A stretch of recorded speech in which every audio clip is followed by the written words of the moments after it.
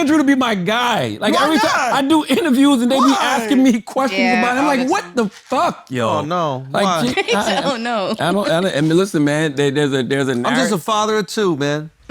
I'm just a father of two trying to make it out here. It is crazy though, Lo. It's like we've been doing brilliant idiots for the last 13 years, and now all of a sudden they just trying to flip narratives. Why are they trying? What are they trying to do? Like I did the Poor Minds podcast, and they asked me how do I feel, and I guess you make certain comments that are racially insensitive, and I was like, yo, it's none of my business. You know why? Because I wasn't even just thinking black in that moment. What was the comment? Let me ask you a question too. How do you feel partnering, like, y'all are obviously friends, y'all work together, but like when Andrew gets involved in like the race stuff and all, like, how do you continue y'all's relationship but still trying to like educate him but not cross the line? Like, how do you maneuver that? Not my business. Yeah. And the reason I say it's not my business is because it's the same when I got shit going on. Yeah. Like, you know what I mean? Like, people like to come to me about things Andrew said. Andrew's a grown-ass man with his own opinions, right? Like, I don't have nothing to do with that. Like, we get on Brilliant Idiots, we have our discussions, we have our debates. We've been doing that for 13 years. You keep it moving. Plus, man, this politics thing is fleeting. Yeah. Right? Like, 2016, we went through that, and that's when they was calling him alt-right Andy. And then 2020 came, Biden was in office. 2024, he's back. He chose to support Trump. Listen, everybody got the right to be wrong. Yeah. You know what I mean? Because at the end of the day, when you make a decision, right, that person that you voted for, if that person doesn't follow through, you still voted for that person. Yeah. So if you're wrong and he takes the country to shit, then you got to eat that. Yeah. Yeah. So to me, that's what's like, that stuff is fleeting, man. Yeah. Sometimes I be feeling like, I don't know if I could, it'd be hard.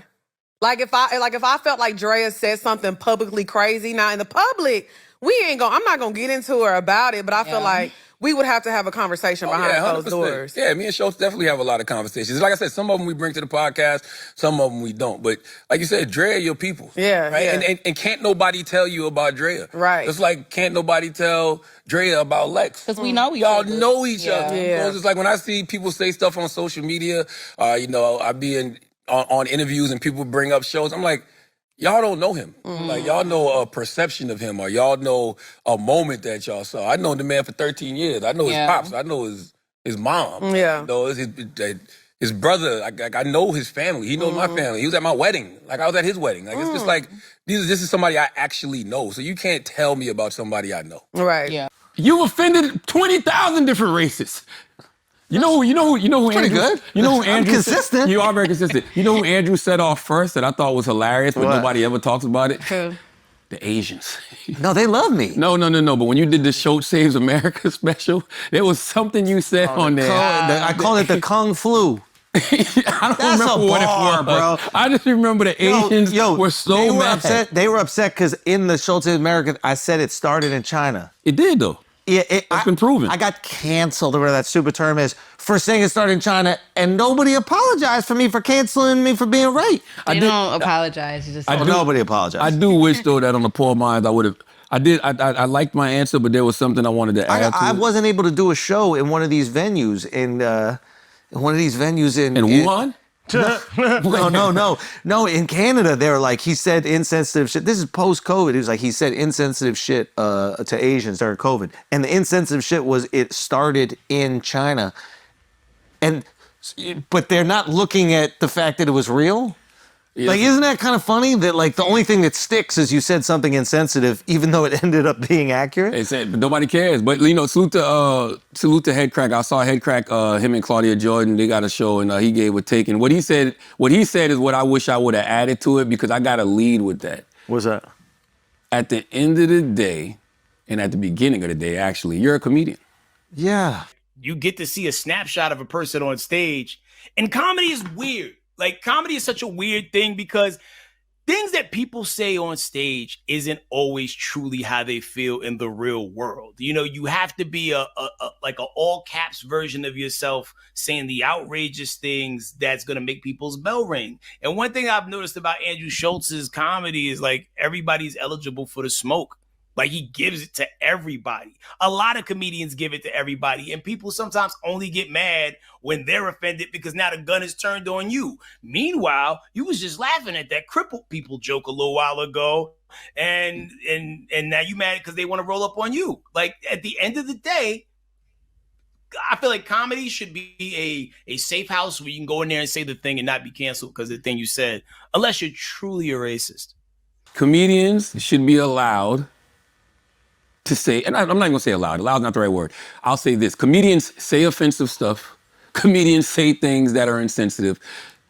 That's what comedians do. There's not a great, most great comedians are going to offend somebody. We just saw Dave Chappelle's special. I don't know if y'all watched it. I enjoyed it. There was people that were offended by Dave Chappelle's special. Yeah. I have never seen a great, Jesus Christ, take that down.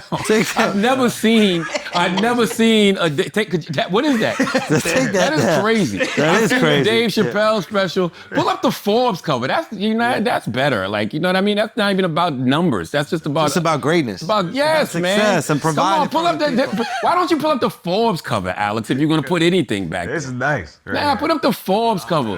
Put up the Forbes cover. But comedians say insensitive things. Comedians say things that are offensive. That's what comedians do. You don't have to think it's funny. You don't. You can even criticize it. Yeah. You know what I mean? Yeah. You can do all of that.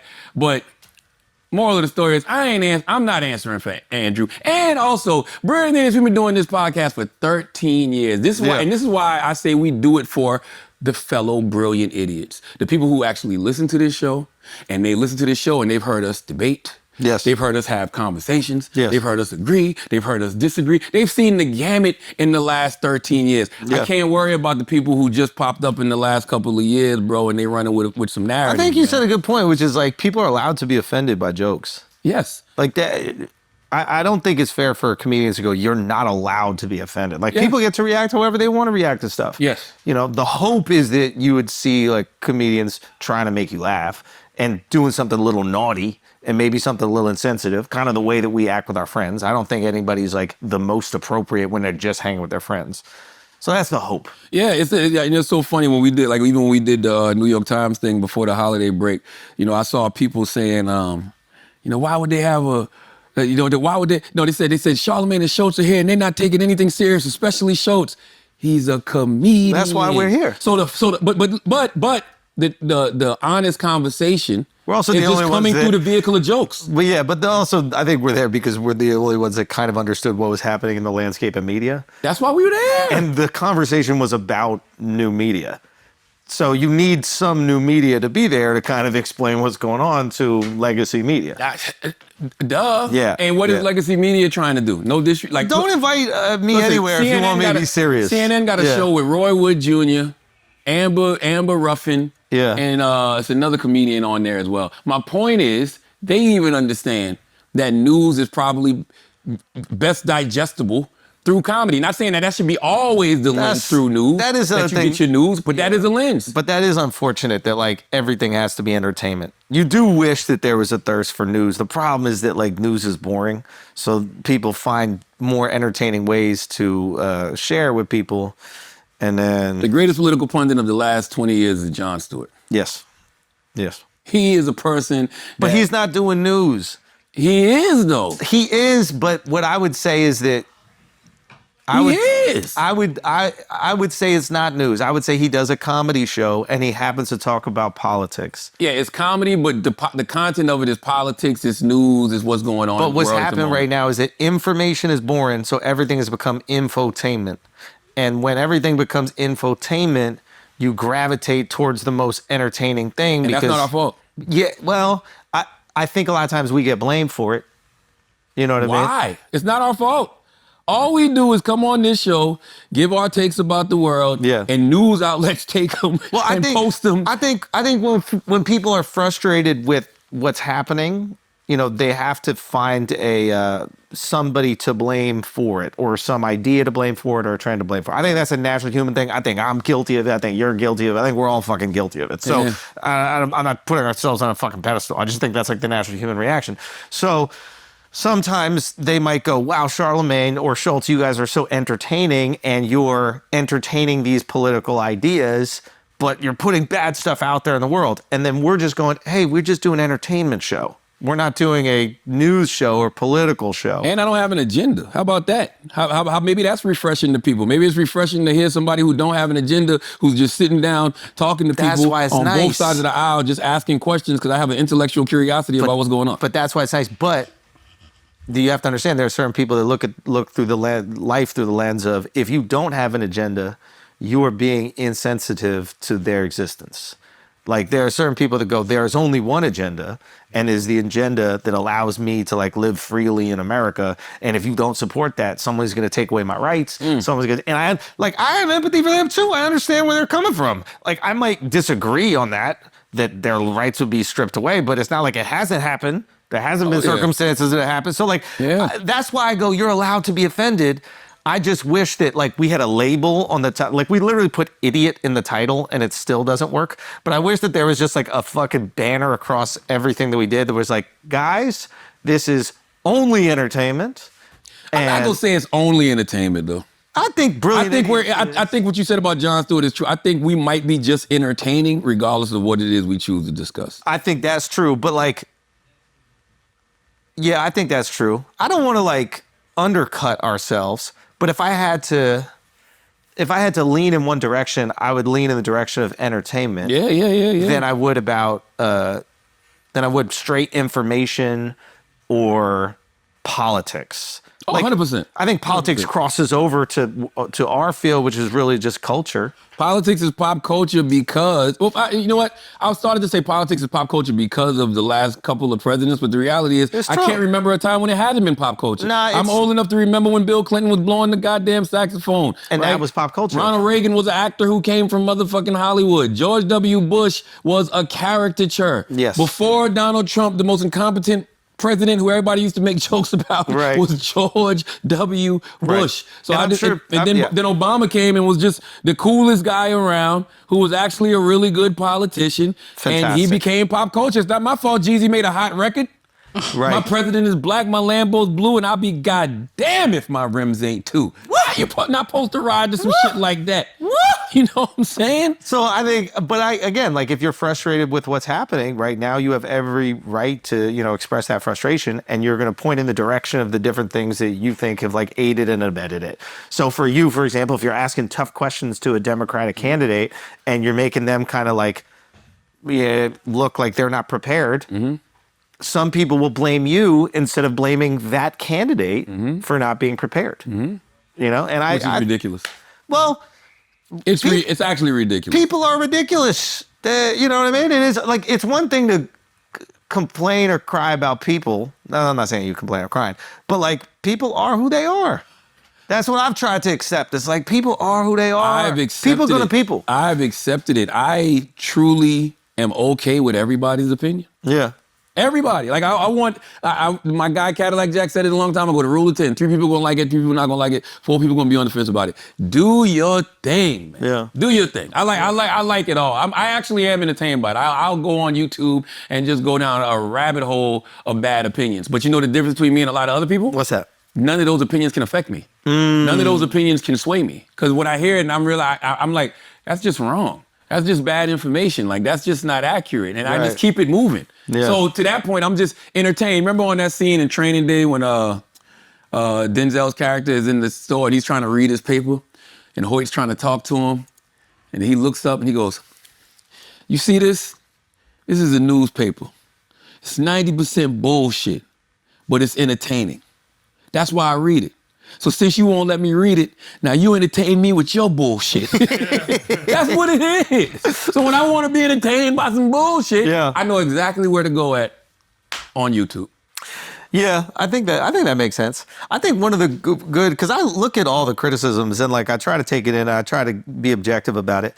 And like one thing that I heard that I thought was interesting was like, should you be able to do, not be able to, this is America, we're free, we can do whatever we want. But like, should there be entertaining interviews with people that are close to the levers of power, right? So it's like the style of interview that I think we've always done, at least on Flagrant or even Brilliant, and is entertainment based, right? Like we bring you on and we want to have fun with you, like see who you are, etc.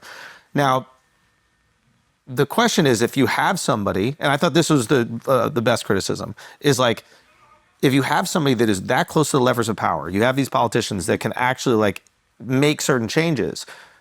Do they deserve an entertaining video? Can they go on a Jimmy Fallon, for example? Can they? Yes. And I agree with you. I personally see it that way. I think that they should be able to do entertaining videos and then interviews and then serious political. I don't want to label them as gotcha, but more like gotcha. Just regular traditional news interviews. Yeah, hard hitting, whatever. I think that both of those things can exist. I'm old enough to remember when We saw Bill Clinton on Arsenio. Yes. And but that was a thing, right? It wasn't about whether or not We saw them all on Jimmy Kimmel. We see them all on every late night show. Yes, we see them, right? Like, because it wasn't about a politician being able to handle 60 Minutes. We know they can do that.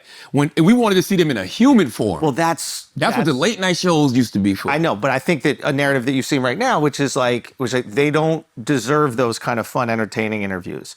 They should be only getting the hard hitting ones, and I think that narrative exists because obviously people are frustrated with like Trump being in power, right? But what I would say, if I was trying to like really see through their lens, is like seeing someone be entertaining might be really nice, but they're really close to the levers of power that can drastically change people's lives. And I can see how that is scary for people who really don't like those people. While at the same time, I can see how it is euphoric if you really do like somebody.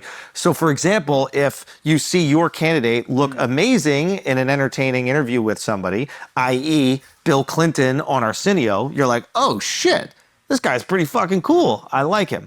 Anyway, it was a criticism that I saw and I was like, ooh, okay, that's interesting. I like this conversation. I think that it is cool to have an entertaining interview if what you have done while you're in office warrants some laughter. Meaning if things are good.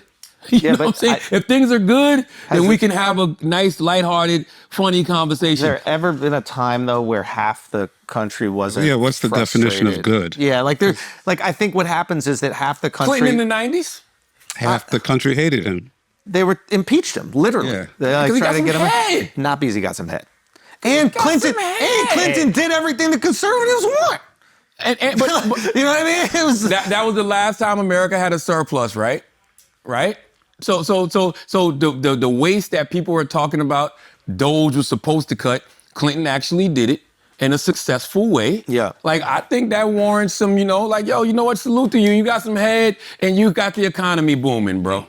Come on. Yeah, at that time, if I'm a late night host, we having a ball. You got the economy booming and you a guy that we know got some head.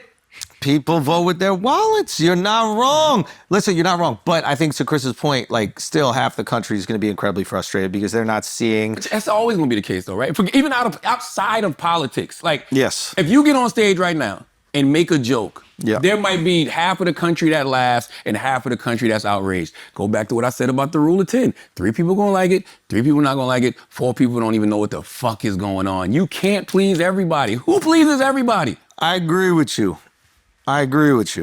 To a certain extent. I think sometimes jokes cut through.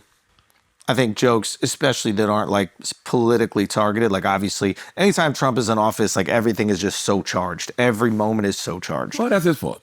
Yeah, I mean, like that is the gravity that he brings to it. Like people who don't care about politics all of a sudden get really invested because they see this shit. And yeah, I think because what he does, you can see the actual impact.